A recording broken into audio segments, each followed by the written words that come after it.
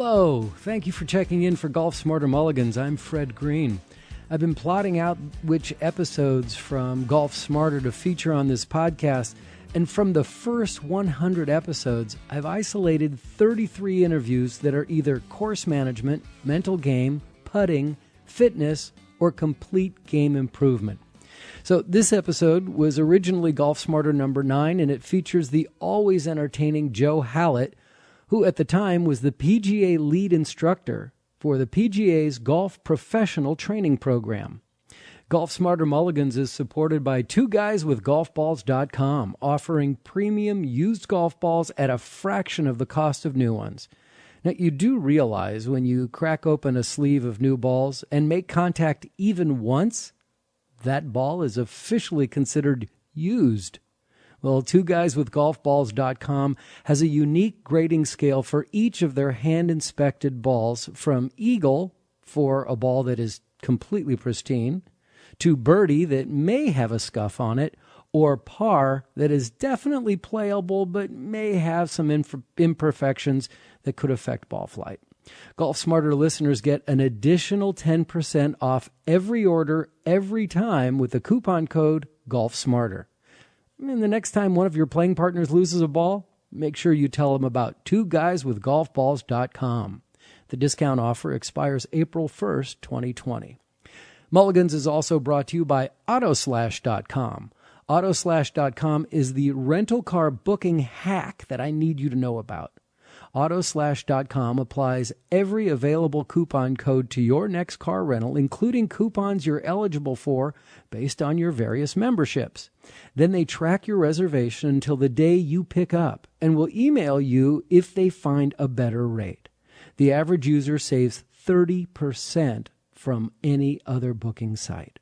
And Autoslash.com is completely free. I've used it. It is legit. So bookmark it now on your browser and get the best rate possible on your next car rental from the completely free Autoslash.com. Right here on your bio, it says PGA Certified Golf Instruction, but there's a whole lot more than that, isn't there, Joe? And that's good that spell check caught that, because originally it said certifiable, I think, at this point, Fred. But well, you've been doing it for what, 16 years? You've got to be. Yeah, you know what? Gosh, it's just a weird. You know, it's a weird way to make a living, and it's the last thing I ever kind of thought I would end up in, to be honest with you, Fred. I actually played collegiate golf and played the game, and actually, as someone asked me once, where'd you go to college? And I said a girls' music school, Furman University. But we had not only do we have a strong girls' team with the likes of Dottie Pepper, who was a good person to go practice golf with, because if you couldn't beat her, you couldn't beat half of the guys on the team. And then Faxon was there, and Jack Kay, who played in the Masters, and Eddie Kirby, a gentleman who led the U.S. Open a couple of times on a Saturday. But getting to know all these guys, I envisioned myself playing, and you know, after realizing I was the equivalent of a bad real estate agent, I'd sell one hell of a house about every 6 months.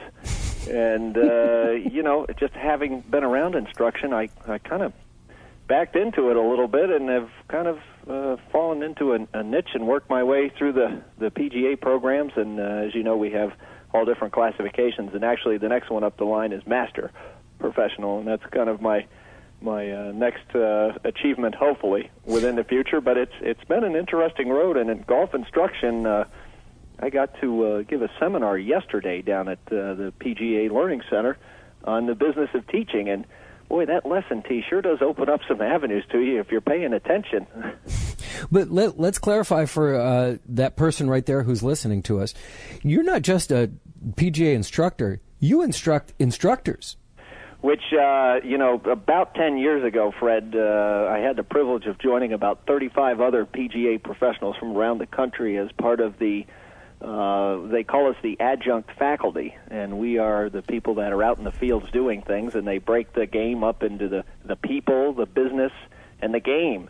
And they've got about 15 of us in charge of the game sector, and we are kind of responsible for the developing the training and implementing the seminars and working with all those assistant professionals that you see around the country that are, you know, they're behind the shop, and when they're not doing that, they're out trying to give lessons, and when they're not doing that, they're out playing in a mini tour event, and they've entrusted a group of us to kind of guide the game instruction forward for the last 10 years or so. So as we know it, because of my involvement, the game may disappear in the next 4 years, but it is kind of interesting. It's a different viewpoint to work with instructors as well as people that are looking for instruction. It's kind of given me a couple of viewpoints on the game of golf and golf instruction that may be a little different than those you've normally talked to.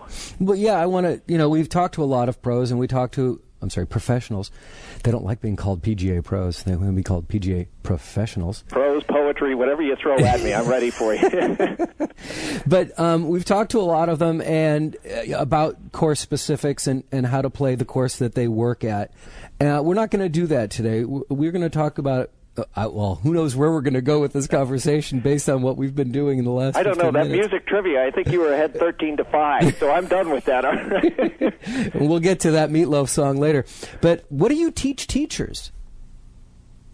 One of the banes of golf instruction, and one of the things, in my estimation, what we try and do in the PGA program, is to get everybody started, at least on a base level, that deals with some of the undeniable laws and principles of the golf swing and the flight of the golf ball. From there, gosh almighty, there are 1,000,001 preferences. But, for the ball to take off and tail off to the right, the club face had to be in a certain position, and the path of the swing itself had to be a certain way. That's absolutely undisputable.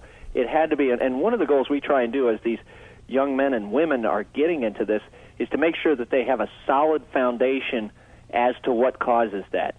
Now, how to fix it?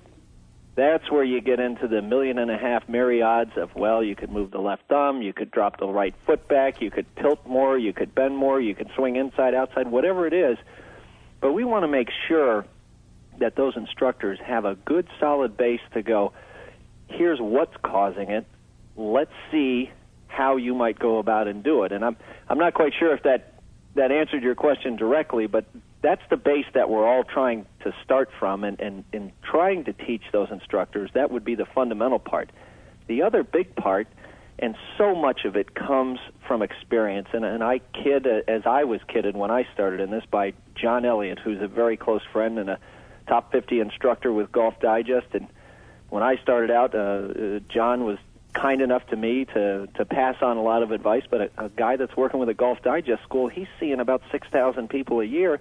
Wow. So his learning curve is about 5 times what mine is. And he said, you'll realize something. After about the first 3 years, make sure you keep names and addresses, because you're going to want to call those people up and tell them you owe them a rebate. And meaning that you're either spitting out too much or the wrong information, or, I know I told you to do this, but now I realize 2 years later the real answer was this one.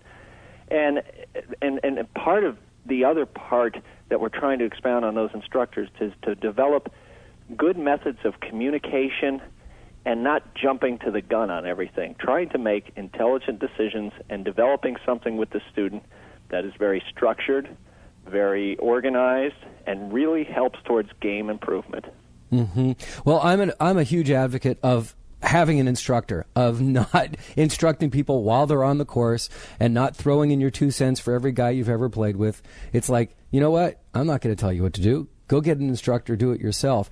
And I really like my instructor. What he does is when you first go to him, he says, what sports did you play as a kid? And then he's able to translate that information into everything he tells you.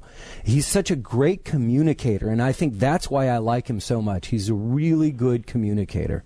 There are so many, if you look at some of the greatest instructors, and of course for some reason in terms of ability to charge and people's ability to gravitate, having somewhat of a South African or English accent appears to help in communication. I haven't followed that much, but David Ledbetter, a good friend of mine also, but their abilities to communicate.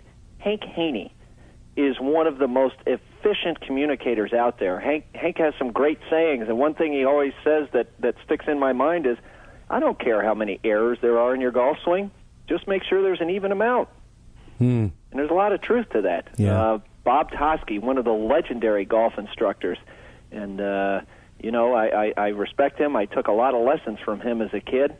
And I recently spoke with one of my PGA cohorts who had the opportunity to go watch Bob. And, of course, Bob's got to be in his mid-80s at this point. And I kind of got this grin on my face, and I said, how'd that go for you? And he says, well, he's quite the communicator. And I said, yeah? You hear an F-bomb or two out there? And he goes, F-bomb or two? That was every word that came out of his mouth. And I said, I remember as a 12-year-old kid, my 10th or 12th lesson with Bob, I was all excited to work on things, and he looked in my bag, and he pulled out my 7-iron, and he said, young man, you have one lesson today. And I said, what's that? He said, clean your effing clubs. And he turned around and went to lunch, and, of course, me, being the nice 12, 13-year-old young man, when my mom came to pick me up, she said, how was your lesson? I said, good. She said, what did Mr. Toski teach you? And I said, he taught me to clean my effing clubs. And at that point, Mr. Toski and my parents had a little talk, but my progress kept going nonetheless. But, you know, the whole method of communicating, it's the main thing that I talk to students. Can you put it in a fashion that you can see the light bulb go off and you don't see them scratching their head where they go, now that I understand. Mm-hmm. Watching a young man try and get out of a trap maybe a couple months ago during playing, and, you know, you don't like to talk to anybody while they're playing, especially, you know, it's the worst thing you can do is start working on the swing. He's having problems, and, you know, his buddies in there show him, oh, you got to do this with the blade, not with the blade. I said, mm-hmm. Can you do me a favor? Take a practice swing and swing hard enough so the sand goes halfway to the hole. Boom. Okay, now do that right behind the ball. Well, that I understand. That's that main key. Is communication's a big thing, and I know we've kind of elaborated on it a little bit, but it really, really is a big thing in terms of what's going on in the quality of golf instructor and the ability of the student to improve. So when you talk about your students, there's a level between me and you, because you're teaching the guy who's going to be teaching me, and hopefully our listeners. I'm a firm advocate of there's only one person listening on their iPod at a time. There's not a group of people sitting around, so I'm talking to one person. You know, when I was doing the golf show down here, and you and I talked about some of the radio I've done, the gentleman who was the owner of the station said, now remember, there are only two people listening, and they both have IQs of houseplants, and one is a houseplant. I said, well, now that you've described most of the people that I relate to anyway. Well, that's on the radio, but not on podcasts. Podcasts are different. Savvy. You've got to be smart because you're choosing to listen to this program. So that person right there who's got their headphones on, we're talking to you. Now, I want to know, so because there's one person in between what you do and what I do, okay, what should I be looking for in an instructor? Man, oh man, that is a good question, and I'll tell you, if I were the student, I would want to go up, and I would want to know three things for sure. One is I would want to have a good, for lack of a better way, a good inner feeling about, I can relate to this guy. When I stopped taking lessons from Mr. Toski at about age 12, 13, I was about 5'6" or 5'7".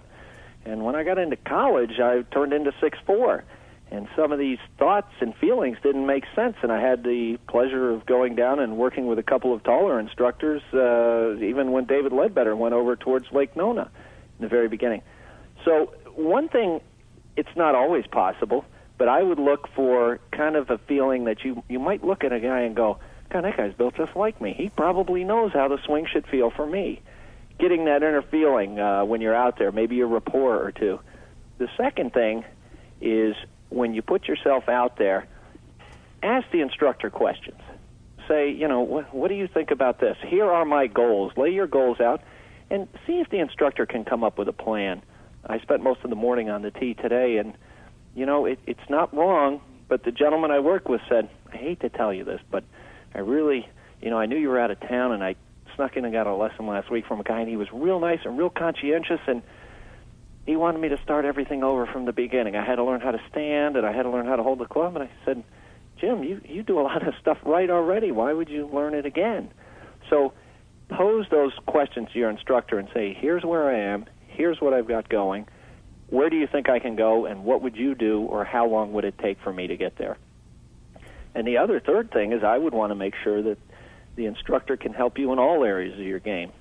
Someone way smarter than me, and I hope that the people listening, Fred, will remember some of the things that I've been the privilege of or have had the privilege of hearing. My good friend Mark Steinbauer out at the Woodlands in Texas, was taught by Harvey Penick, and Mark has a very astute observation. He says, it seems to me that golf is one of the few sports where the coach never attends the game. And if you really think about it, if you can find an instructor who is enveloped in a way to help you score better. Now, that doesn't mean you have to have a playing lesson, but somehow what he's doing has to translate from, wow, your swing's great, to, hey, this is what's going to happen when you're out on the golf course. You should expect some shots that look like this. You might notice you're hitting the ball further. Don't panic right away. Wait till you've hit over 15 greens in 2 days before you start backing off clubs. But make sure that your instructor has some concept of the game. And that still is one of my all-time favorite sayings, and it really is true about golf. It's one of those sports that the coach rarely attends the game. That's really interesting. What a great perspective on that, though. Oh, Mark has some other great perspectives too, but some of those aren't for airplay, so to speak. But very interesting. And here's a guy that'll show up every once in a while. And when Harvey Penick was still alive, Mark had the wherewithal to use one of those little dictation voice recorders, and just to hear Harvey speak about the swing was just incredible. Wow. You must have some great opportunities like that. Tell me, what is the President's Council for the Growth of the Game? What does that mean to growing the game? You know what? That is a great question. And the growth of the... what's really funny is there's an outside perception. My God, John Daly, Tiger Woods, golf is just expanding left and right. And you know what? It is expanding left and right. The problem is our attrition rate right now is matching our expansion rate. Why? And you know what? That's one of the big keys. And every year they have the 2020 Council on Golf or Vision 2020. National Golf Foundation has meetings at PGA. There's a couple of things that are accounting for that. Generally, one of the largest demographics entering the game is females.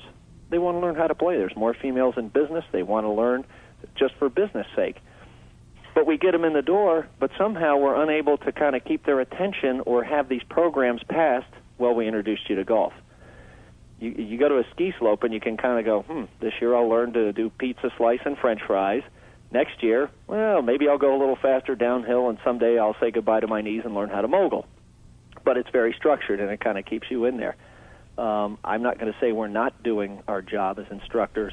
I think in the last 4 or 5 years, through things like the President's Council for the Growth of the Game, we've become aware, and through the network of PGA professionals, hey, here's how I've been able to get more people from introduction to becoming a weekend player or a monthly player. So those kind of programs are very important for keeping people in the game. And on the other side of that coin, there's a lot more golf courses now, and we can use those players to fill those golf courses because some of those golf courses aren't getting filled and they're closing. And that's not a good thing for the game either. But our goal is to get people in and realize that golf is a very fun game. The caveat and the one downside of it, Fred, and I would ask you is and I'm a big person for it. It is a time-consuming enterprise. And if there's a way that we could figure out how to get around this golf course in under, I don't know how many hours, it might help keep people in the game. Mm-hmm. And by that, just look at your average person. Look at your 40-year-old guy who's going to go, he's going to go play golf on Saturday, and, maybe he's going to try and get the 8 o'clock tee time. You know what happens. By the time he finishes, it's 1 o'clock. And, of course, with the 4 guys, you're not going to get out there and, say, oh, nice going, guys. They're going to go in and have the chicken wings and the beer and tally up the bets and do all those kind of fun things. And, by the time he gets home, it's 2:30, and he's left the house at 7, and he looks at his wife and says... And he's in trouble. Yeah. And he's going to take Tommy to football and Jennifer to ballet, and he looks at his wife and says, the boys and I were thinking about playing again tomorrow. So time is a big factor on it. Well, it's interesting because when you were talking about that, the things that I wrote down was it takes too long, it costs too much, and it's too hard. Yeah. And, as instructors, we're supposed to help in the too hard part, and that's also supposed to help on the too long part. Right. Right, exactly. Well, that's what I'm trying to do with not only Golf Smarter, but my T-Tour video series, is if you can bring local knowledge in and introduce the course to people on a local basis, or get local knowledge from that perspective, it's going to help you speed up your round if you know where you're supposed to be hitting the ball.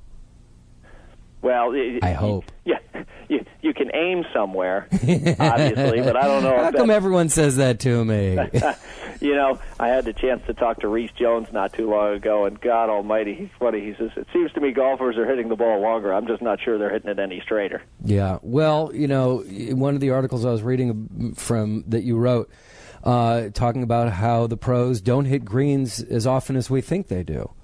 And you know what? We're going to get into more of how to play a golf course with you right after we take this short break. Again, here's your host for Golf Smarter, Fred Green. And we're back with Joe Hallett, who's a PGA certified golf instructor, but he's also an instructor of instructors, which I just think is the coolest thing. Let's talk about playing golf, about walking out onto a course that you've never played before. What kind of strategy should you have in your mind when you walk onto a golf course? What should you be thinking? Yeah, I'm trying to think of all the great things I've heard throughout the years that are always make sure you can see it land, bounce, and finish, and it's never out of sight. Well, that was easy. All those kind of quirks that you hear. Paul Marchand, who used to work with Freddie Couples for years, used to say, man, the one thing about Freddie, he said, there's no hidden course agenda when he's out there. He just looks for the widest area, hits it to that, and then hits it to the biggest part of the green, unless the situation dictates I got to knock it next to the flag. But how do you get out there and play a golf course and just walk onto the course and never play it? I think there's a lot of things you can do. Rick Martino from the PGA, and I know you spoke, Fred, you've had the opportunity, was it Robert Trent Jones and the architectural book that talks about how to play golf? Yeah, the book is, I'm reading Golf by Design.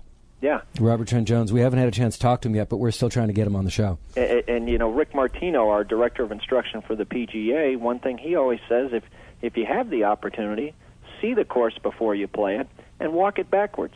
Because most courses are built from the green backwards. Mm-hmm. Most courses are designed from the green backwards. Here's where this hole is going to be. It's going to lay out. The green will be here. Where do you want to be to hit the good approach shot?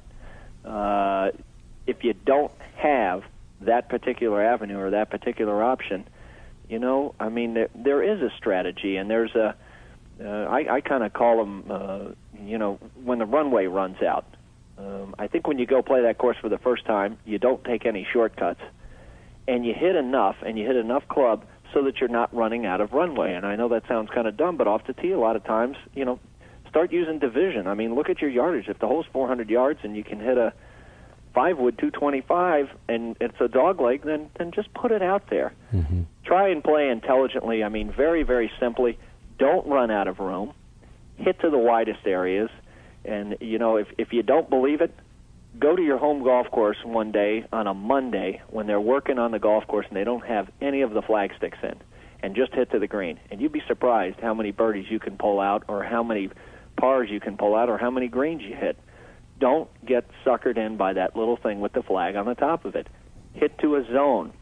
One of the greatest tools, I think, out there right now has become legal through the USGA is the use of these GPS yardage systems. And I know Jim Hardy, who's worked with Peter Jacobson. He and Peter have done a thing with Sky Golf, and they talk about hitting to zones. They don't necessarily talk about hitting to the flag or hitting to a certain area. Look, here's an area between 220 and 245. You could probably pick a couple of clubs to hit it there, and either one will leave you a choice in where you can hit to another zone on the green that'll give you the best chance of not short-siding yourself, not coming up short in the bunker, or not leaving yourself an impossible putt. And it's kind of a way to look at golf when you get out there and go, this is you're looking for those green areas everywhere. Well, if I go over here, the hole could play easier, but one minute error and things could go awry. And, that's the thing I think most golfers are looking to avoid is that big number. Mm-hmm. Yeah. It is kind of like a chess match, huh? You want to play 2 shots ahead in your head. Yes. In retrospect, you really, really do. And you got to get up there near the green in your mind and kind of go, well, I can see here, maybe I should be approaching from this side, so I have to head over there. Now, what kind of club, what will give me a distance that I can safely put the ball there? And there's good and bad. A lot of the older courses out there, you have those options. The way a lot of courses are going, it's like, well, I can hit my driver real hard or just hit it super hard or just hit it hard, as they keep backing these tees up. But that's the point is exactly what you say. You've almost got to be thinking a couple of shots ahead and yet still play in the present. Well, then that creates the biggest barrier in front of you would have to be your own ego, right? That's a three-letter word that spells failure. And it really, really is. And I'll tell you something. One of the greatest things I think, it's funny looking at the golf industry and the way things happen, but, you talk about ego. There's not a man alive out there who'd be caught with a 5-wood or a 7-wood in his bag, except for Shingo Katayama, and he wears a goofy hat anyway. But he was knocking the PGA. He was knocking the flags down with those 5-woods, and of course David Toms made an ace with a 5-wood. But lo and behold, these things called hybrid clubs come up. Boy, and that sure does seem to stroke the male ego, doesn't it? Everyone, I got a hybrid. Yeah, I hit my hybrid all the time. You wouldn't hear him say, I got my heavenwood in the bag or I got my 5-wood. That ego is a big, big thing. And, at part you have to tame your ego to go, why am I out here? And if you can accept that you're out there to hit a couple of tremendous shots during the day, to impress yourself, to impress the guys you're playing with, to cut the corner on a couple, to say, I only had a 9-iron into 15, the par 5, because I cut the corner, then that's your purpose for playing golf. Then don't be upset by not scoring good. Your ego is being fulfilled, and you're doing what you want to do that day. However, if your goal is to play good, then you've got to change your ego a little bit and go, my ego wants a good score, and I'll do whatever's necessary to make the ball get to a position that'll give me the best chance to have a good score. Ego's a big killer, and I don't think you have to remove it. I think you have to tame it. And accept it. When you don't do what you want to do, you have to be able to accept it, right? I listen to a lot of people outside golf for all kinds of reasons. Do you ever remember there was a couple of goofy tennis guys, Luke and Murphy Jensen? They used to wear bowling shirts and black socks. Oh, yeah, of course. Yeah, they were characters. Now they're announcers. And one of them made a comment once about, he says, our fans get more upset when we lose than we do. But he said, what they don't realize is the style of tennis we play, we're either going to obliterate somebody or they're going to blow us off the map. And it's those expectations. If you're playing a certain type of ego golf, you have to be willing to accept, I made a 15. John Daly, perfect example, number 6 at Bay Hill, and 18, his ego wasn't hurt.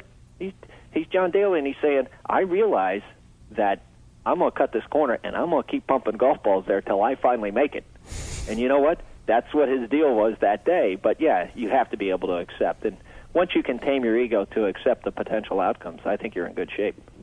So what should you practice before you go out to a course? What should you be working on? What should you be focusing on if you're going to be playing a new course, you're traveling, you're on vacation? Obviously, you could be traveling with friends. You could be traveling by yourself or, just playing by yourself. But what should I be thinking about that day? You before you get out there, you want to, the biggest thing you could do, and through so many of the things, and I know, Fred, with like a T-Tour, you're able to look at some of the golf courses and have a preliminary peek at it. Any preliminary peek for a place that you haven't seen. Now, I'm speaking to you as though, look, we're not going to Pebble Beach because we've seen every hole at Pebble Beach. It's been on TV a million times.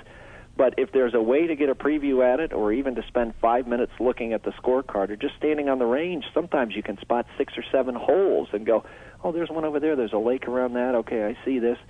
Being very aware before you get out there of certain things, that's important. Getting to that golf course and kind of establishing, what am I going to do today? Am I going to have fun? To me, if I'm going to play that golf course 2 or 3 times, you know what, my first time around there, I'm going to have some fun. I'm actually going to kind of play the golf holes the way that most superintendents set them up, 6 easy, 6 hard, and 6 medium. Okay. And I'm going to take a couple of holes and go, you know what, I'm going to cut the corner on this. I don't care. Score doesn't matter to me today. And then I'm going to have a couple where I go, I'm going to use my brain on this one. I'm going to hit it here, here, and here and see what happens. And some of the other ones, I might even work and say, I'm going to try and shape a shot on this one, so that, I'm getting a little game experience, I'm testing my limits a little bit, and yet I'm always able to fall back and go, you know what, I can still play my normal Plan A, Plan B golf and put it here and put it there. That's if you're going to play a course more than once. And that seems to kind of lend to an enjoyment and hopefully builds to a crescendo that your best day on the golf course is the last day you're there and you can't wait to turn around and come back. If you're only going to play it once, and you want to leave with a good feeling, then that one you might just only take a little bit of your ego out of your bag.